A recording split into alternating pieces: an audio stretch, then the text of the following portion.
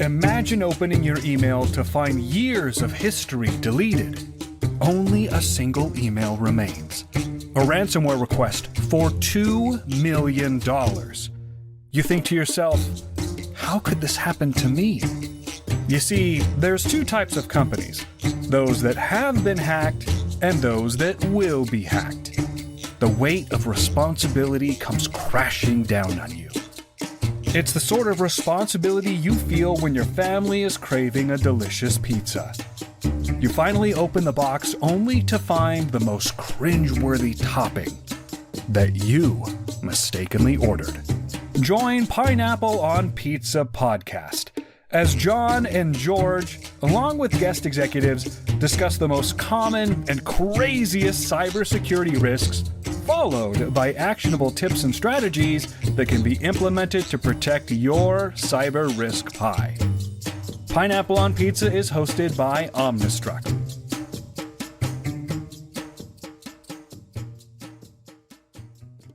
Hello, everybody. Welcome to another episode of Pineapple on Pizza.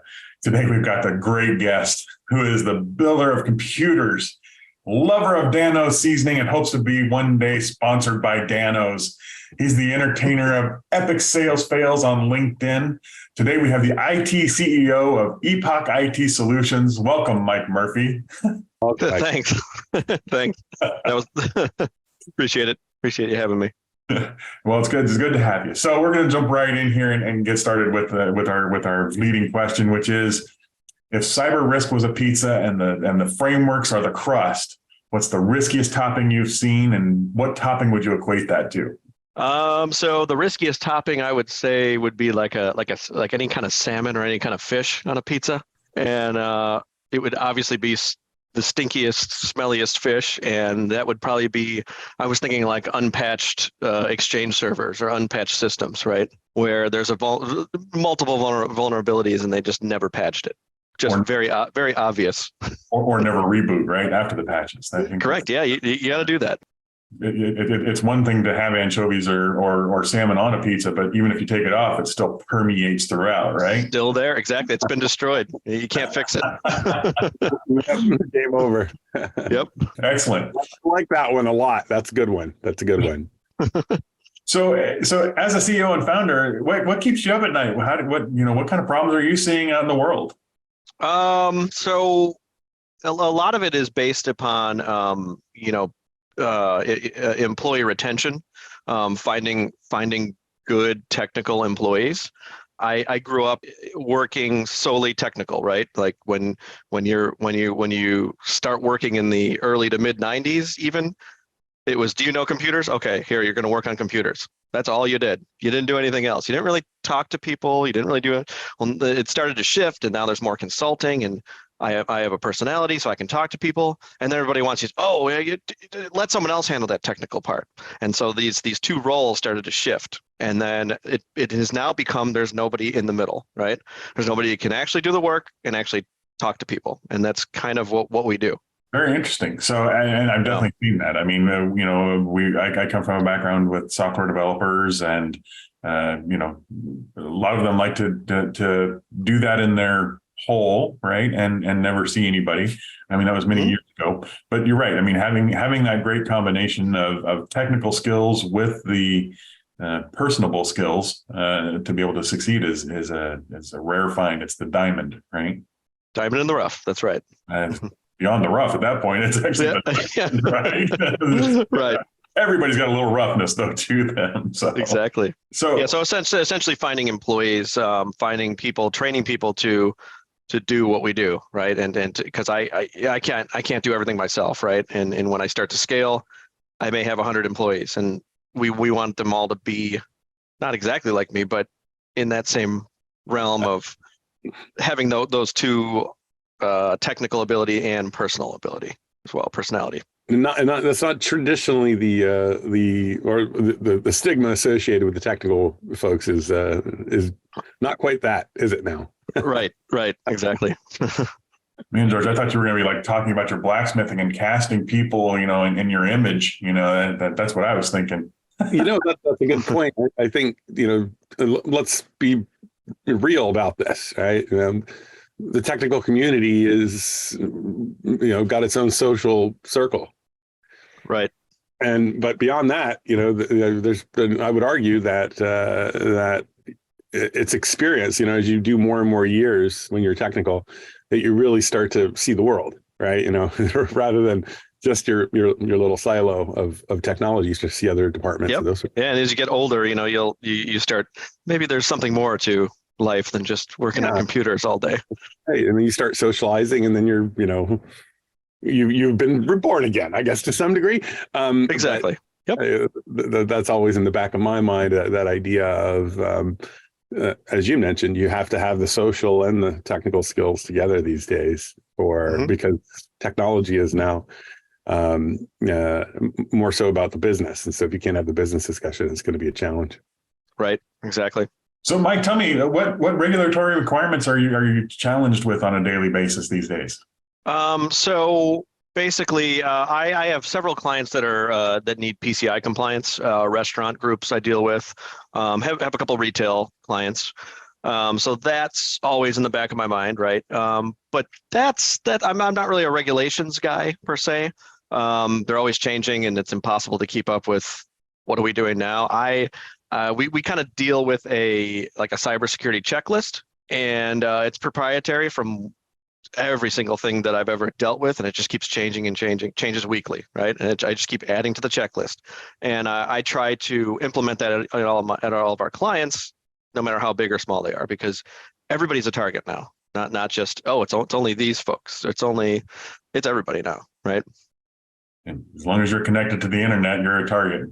Pretty much, yeah. So tell me, how do you, I mean, you mentioned that you've got some checklists and you've got some other things. I mean, how else are, how did you fix this? I mean, how are you helping these customers with their PCI or with their regulatory pieces or just their cybersecurity in general? It's basically, onboarding a customer. We have a process of what we do, from, taking over the getting all the passwords and yada, yada, yada, and seeing this and that. Well, there's also the checklist of, here's all the stuff that usually isn't done. Let's check that. So unpatched systems is very common. Go in there. It's the first thing I check. Okay. Your servers haven't been patched in 3 years. Oh, really? They said they were doing it. They're not. They weren't. So it just gets added to a simple project list. It used to be like a OneNote file, and then I kind of grew out of that. Now I'm using just like the Office tasks.office.com, with Kanban board, and you put them all up there, and you move them over and do them and check them off the list. So tell me, how does Epoch IT Solutions set themselves apart? What's your speciality? Sure. What's the customer? Yeah, so our customers are usually smaller. They're usually 10 users all the way up to 250. But a lot of our customers live in that 50 to 60 to 80 user range. So that's about the breaking point where like the bigger MSPs try to come in, bigger firms try to come in, and they're expensive and they're bureaucratic. They have a lot of meetings and they have project managers and all this other. We don't have any of that, right? So when we come in, we're going to assist you with everything. We're not just cybersecurity, right? We do networking, cloud, even desktop support. A lot of companies now, they don't want to even deal with desktop support. Well, let your help desk guy handle that. Well, we don't have a help desk guy. Well, we don't do it. That's what I'm hearing a lot of, right? They just don't want to be hooking up printers and stuff. And we do a lot of automation, right? So if it's broken once or twice, we'll figure out why, and so it doesn't happen again. So I think that's what sets us apart. We're very personal, very hands-on, and like I said, as I scale, hopefully I get more me's. I can relate to that, but when you have maybe not everybody completely understands this. Maybe they do, but running a business is like running your own, like running a household. Really, you're just constantly nurturing it, and doing maintenance, and from the perspective of the buck stops with you, right? So right. Exactly. Yeah. So from the perspective of scaling and how do you duplicate yourself, and it's not an easy thing to do. So but it's also a big part of the journey of being a business owner, which isn't for everyone. So that's Right. what I've learned. That's correct. Yeah, and that's what keeps me up at night as well, right? Is just trying to figure out, can I do this? Or how do I go about doing this that I've never done before? And this and this. It's just constant unknowns, right? Yeah, that's for sure. So, Mike, what events do you go to learn more about this? So I mean, before COVID, it was pretty easy to go to all these in-person events, and your company would usually pay for it, and you'd go fly out to Orlando for a weekend and Las Vegas and all these, trade shows. And I think they're coming back now, but I haven't really done a lot of in-person shows. I go to a Chicago networking event. It's called Tony P's Networking. That's the guy's name. Really great guy. He brings together basically entrepreneurs all like me. They're smaller, and we all just network. And it's downtown, and it usually has food and drinks, and it's a fun atmosphere. I was gonna say it has to be at a pizza place, right? No, it isn't actually. It's actually the Tony P guy knows a bunch of nightclub owners, and during the week the nightclubs aren't really hopping, so it's usually like a Wednesday or a Thursday night, because they're usually closed, and then we rent out the whole place, so it's very chic, and it's got the dance music going. That sounds like a networking event that I could get into. It is. Yep, exactly. Yep, very fun. So what books would you recommend? Is there something that you've read lately that our audience might be interested in? Definitely. I do a lot of reading outside of IT, but in business. But in business, I just read The Pumpkin Plan. I don't know if you've heard of that. It's Mike. I can't pronounce his last name. It ends in a CZY something.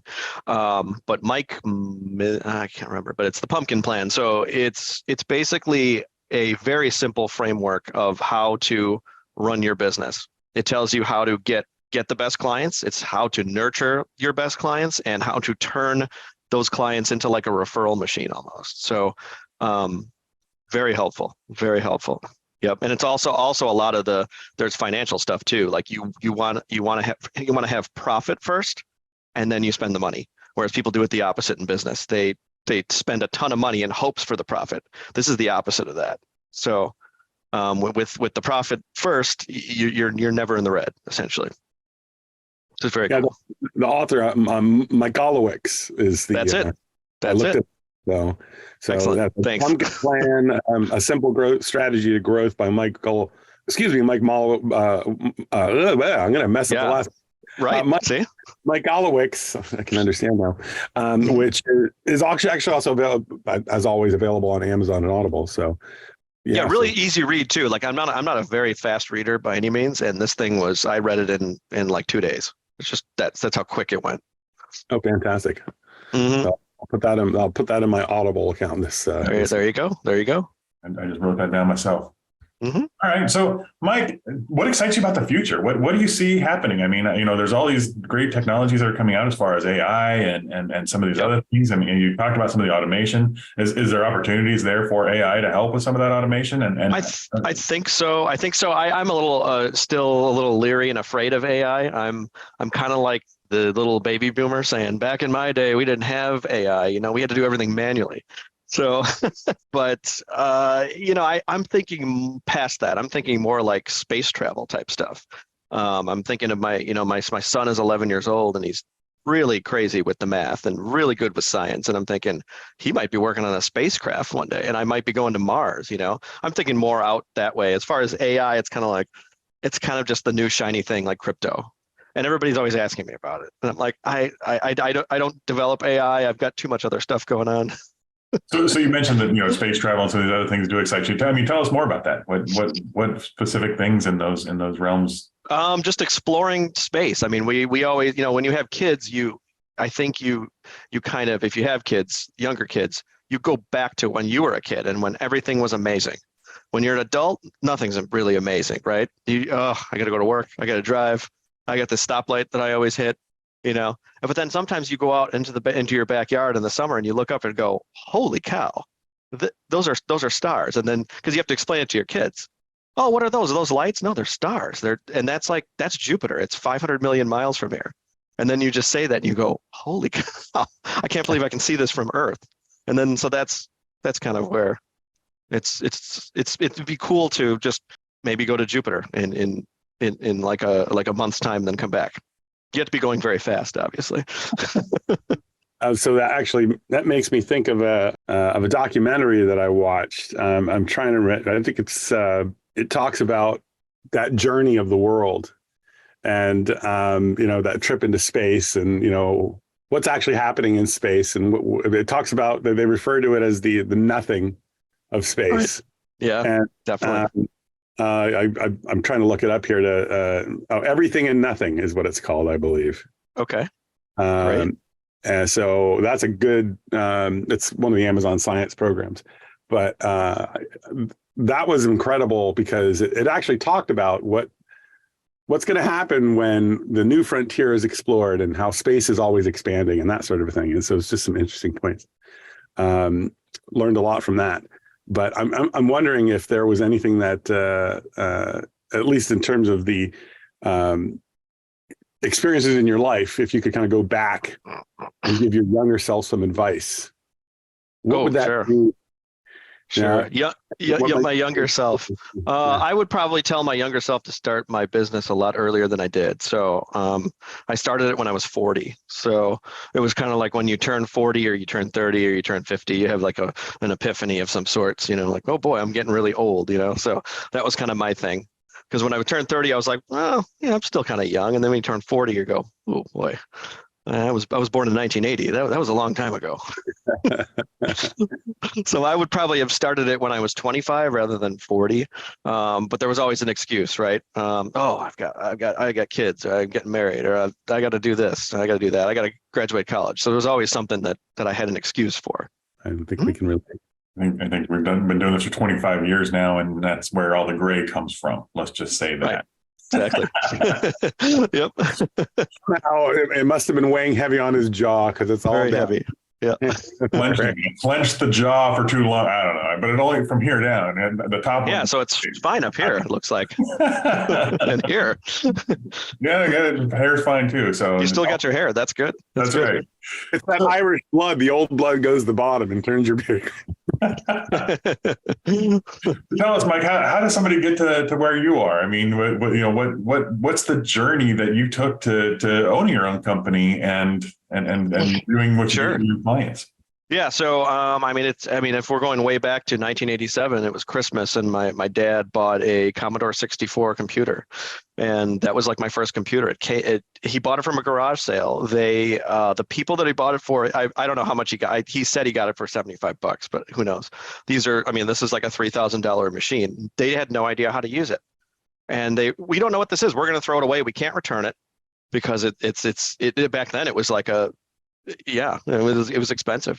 And so we got it, we plugged it in, and no one really knew. It was like a spaceship, but I was kind of just like, I can't believe I can type commands into this thing, and because you had to program it. There was no hard drive or anything like that. And there was a floppy drive you could put in, Wheel of Fortune, you could play games, but doing the programming was unbelievable. So that just set me up to oh wow, this is actually an old computer even back then. So let's get something more and better. And then I'd get these hand-me-down computers that I'd buy, and they'd always break, and I'd have to fix them. Like always. There was something in there, and you couldn't just go to Google and say, how do you fix this? You literally had to tinker, and sometimes you broke stuff permanently. Yeah. So then I just kept I went to college, then graduated. I was a systems admin for like a construction company, 50 users. Same kind of thing there. I was like the only man there. I could start Googling things. So that was around. But then I was like, I've done all the projects. Everything's done. I'm kind of just sitting here twiddling my thumbs. So someone said, oh, you should get into IT consulting. So I connected with somebody on LinkedIn. That was like my first LinkedIn connection in 2009. And it was, he's like, oh yeah, I'd like to meet for coffee. And we meet, and he goes, I don't really have anything for you, but you got somebody that because I'm the managing director of this technology department. Great. And it probably was 8 months later, they could finally offer me a job. And I went to like a client, and we became your IT department. So I did that for a while, and it was, they threw me into the fire. I went from a 50 user network to a 2,000 user network, and with 13 locations around the country. So I was traveling around the country. I didn't know really a lot of stuff what I was doing. I mean, I had a good base, but so after that, jumped onto one of their competitors, and then did that for a while. And then one of the competitors got bought out by BDO, which is a large accounting firm. So we were a nice little tight knit 200 user or 200 consultant firm, and then we went to 40,000. So it was a little bit more bureaucracy and a lot more meetings, and I didn't really like that. So I got to say, you and I shared very closely some of those experiences. I mean, I started out.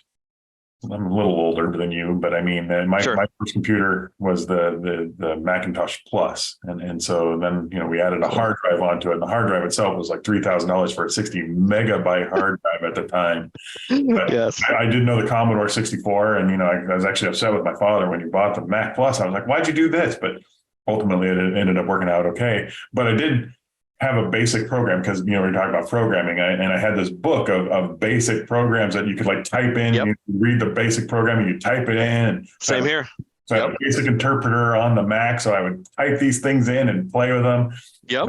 But I had that same thing where I had to get good at it because I wanted to play the games like Dark Castle or something, and then they would be slow, and so I'd have to figure out how to load it all on one floppy to make it all work on. And so that's how I got good at the computer side of things, and very similarly, went to a bigger company and knew computers and, learned Unix and became Microsoft certified and Apple certified. And then networking and all the other wonderful. Yeah. The late 90s, at least for me, the late 90s was like the golden age of IT because everybody, they didn't know, companies didn't even know what this stuff was. And if you even knew how to turn on a computer, they were like, here.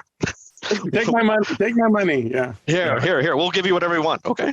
We would stay late at night with 100 base T network because nobody else had 100 meg networks, and we'd play marathon over those networks for hours. Yeah. Hours. Yeah. 10 base T was the speed, and it was slow even back then. We had 100. So we would stay at work to play those just because of that. And then LAN parties, remember LAN parties, computers and going to somebody else's house. Wow. We do Doom and Quake and all that fun stuff. Yep.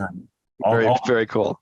See, we're getting very nostalgic, aren't we? Yeah. Mm-hmm. Yep. Sorry.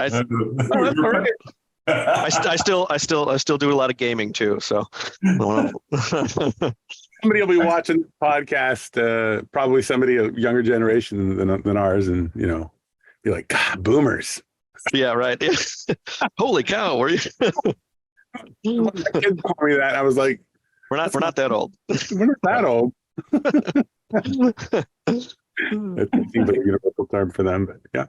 Yep, exactly. So tell me, Mike, what else do you do outside of work? I mean, we talk, I give you some titles at the beginning of this, but you want to get sponsored by Danos long term, right? Yeah. So if you did the right thing, you looked at my LinkedIn page, I like to share things, a lot of things that are kind of just on my mind, but yesterday it was 54 degrees, and in Chicago that is like an absolute heat wave. So I went outside and fired up the grill, probably the second or third time this year, I was doing a little pork, and my kids actually ate it, and the only way they can eat it is if it's got the Danos seasoning on it. And I'm not being paid by Danos. I'm just saying it's awesome. I have other seasoning, but I have. If you see my kitchen, I have an entire rack of just seasonings, and that's the only one they'll eat. I don't know. Whatever. So I'm going with it. So what else we got? We got cooking. Yep. So I do love to do video gaming, but love to do board games though.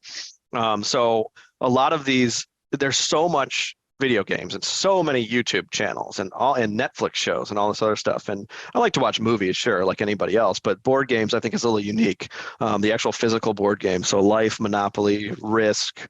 I just got Oregon Trail. No one in my house wants to play it. It's an actual board game of you going from one end of the board to the other, trying to get to the end of, and I've obviously played the Apple IIe version. It's very similar. They're probably all afraid that they're going to get dysentery. Yeah. Well, it's very confusing. There's a lot to it. You have little cubes, and each cube represents somebody on your on your journey, and you have to reduce. If you don't feed them, you have to go from 4 to a 3, and you got to turn it, and it's a lot. So Apple actually has an Oregon Trail version now as well that's been updated by quite a bit. But as well, nice. Apple TV and iPads and that kind of thing. So totally Apple Arcade is what it's in. So yeah. I do a lot of travel. We do a lot of traveling too. So that's pretty.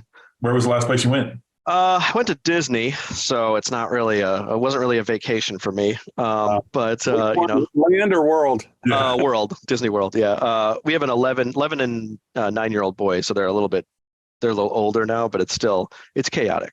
It's just in general, you're walking into people, and I don't like too many people. But we're driving to Washington D.C. on Saturday for like spring break for a week, so this should be fun. Little history. The Smithsonian's, Air and Space Museums, and absolutely, all that stuff. Go to both of them, by the way. Not both. If you haven't been, so both exactly. Museums are great, especially for kids. Have you ever taken the kids all the way out to California to see Disneyland instead of Disney World? No, never made it. We went to South Dakota last year, and so that was a fun drive because that's like 18, 19 hours from here. So, and it is flat. Just until you reach the mountains, it's just nothing. Yeah. I've got family in Pennsylvania, and so I've done the drive from California to Pennsylvania. And the funny thing is that there's a sign on the beginning of Highway 50 here in California that says Ocean City, Maryland, 3,000 some odd miles, or whatever the number is. Wow. And I had my uncle call me from Pennsylvania, and he said, "Hey, I was in Atlantic City, and there's a sign there that says Sacramento is 3,000 miles. Is there a sign on the other side of that on the Highway 50 on the west?" I said, "Yes, there is." There probably is. Yeah. And this it's the only time my uncle has ever called me in my life. Interesting. He's one of those guys. That's cool. Oh yeah, well he was a COBOL programmer his entire career. Oh yeah, awesome. Everybody's got an uncle like that. Yeah, he's awesome.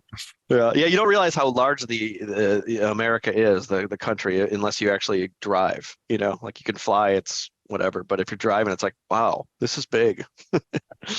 I've done that a few times. I love it. So Mike, how can people get in touch with you? So basically you can go to LinkedIn is a good, I'm on there all the time. I can provide a link, but you can just search me. Epoch IT Solutions is the way you pronounce my company name. Some people say Epic, I know, but and epochits.com is the website. So www.epochits.com or info@epochits.com. That's an email address I use. So great. Well, I'm glad that I said it correctly when I was introducing you, and Yep. You got that part right. Exactly. Yep. Very good. Familiar enough to know what Epoch is. Yeah, definitely. All right. Well, Mike, thank you very much for being on the show. We appreciate it, and definitely looking at some of these things that hopefully the people listening that are technical start to learn that they need to be a little more personable, and we'll take that as a cue to maybe do some learning on that part of it. And the other way around too. That's right. Those personable people, that need to get learn some technical knowledge, play around with some stuff. Well, and to our audience, thank you for listening. If you've learned something today or laughed, tell somebody about the podcast. And there it is. It's been another great episode of Pineapple on Pizza with your hosts, John and George. And we'll see you next time. Thank you again, Mike. Thanks. Thank you all for joining another great episode of Pineapple on Pizza. You can find show notes, links, and resources by visiting omnistruct.com/blog. And a huge thank you to all who are preventatively protecting organizations from cyber threats.